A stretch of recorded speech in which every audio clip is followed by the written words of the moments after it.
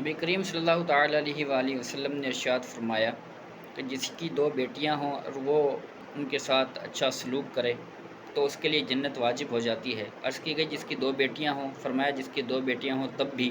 عرض کی گئی جس کی ایک بیٹی ہو، فرمایا کہ جس کی ایک بیٹی ہو اور وہ ان کے ساتھ حسن سلوک کرے تو اس کے لیے بھی جنت واجب ہو جاتی ہے۔ نبی کریم صلی اللہ تعالیٰ علیہ وآلہ وسلم نے ارشاد فرمایا کہ جس نے اپنی دو بیٹیوں یا دو بہنوں یا دو رشتہ دار بچیوں کی ثواب کی نیت سے ان پر خرچ کیا، حتیٰ کہ وہ بے نیاز ہو گئی، یعنی نکاح ہو گیا یا صاحب مال ہو گئی یا وفات ہو گئی، تو ان کو جو ہے وہ آگ سے وہ بیٹیاں جو ہیں وہ رکاوٹ ہو جائیں گی، وہ بچیاں رکاوٹ بن جائیں گی۔ تو اسی طریقے سے حضور علیہ الصلوۃ والسلام کی بیٹیوں سے کہ محبت تھی، خاتون جنت کے گھر جاتے تھے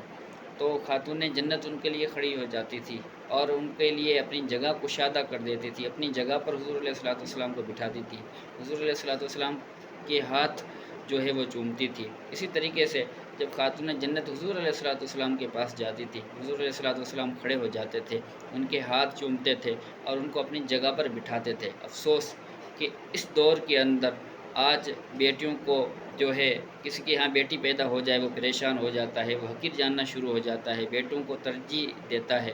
حتیٰ کہ ایسا نہیں ہے، کیونکہ نبی کریم صلی اللہ تعالیٰ علیہ وآلہ وسلم نے ارشاد فرمایا بیٹیوں کا اکرام کرو کیونکہ یہ بیٹوں کا اکرام کرو کیونکہ یہ محبت کرنے والی ہوتی ہیں۔ تو ہمیں بھی چاہیے کہ اپنی بیٹیوں کی اچھی تربیت کریں، دین کی تربیت کریں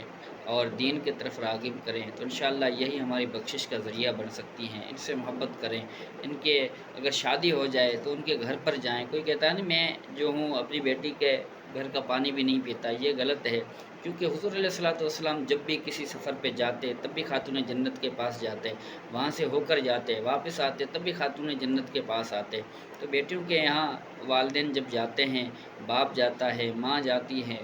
تو اس سے ان کی خوشی جو ہے وہ بڑھ جاتی ہے۔ ان کے عید کا دن ہوتا ہے جس کے والدین اس کے پاس پہنچتے ہیں، تو بیٹی کی جب شادی ہو جائے تو اس کے بعد بھی ان کی خیر و خبر لینی چاہیے۔ اللہ تبارک و تعالی ہمیں عمل کرنے کی توفیق عطا فرمائے۔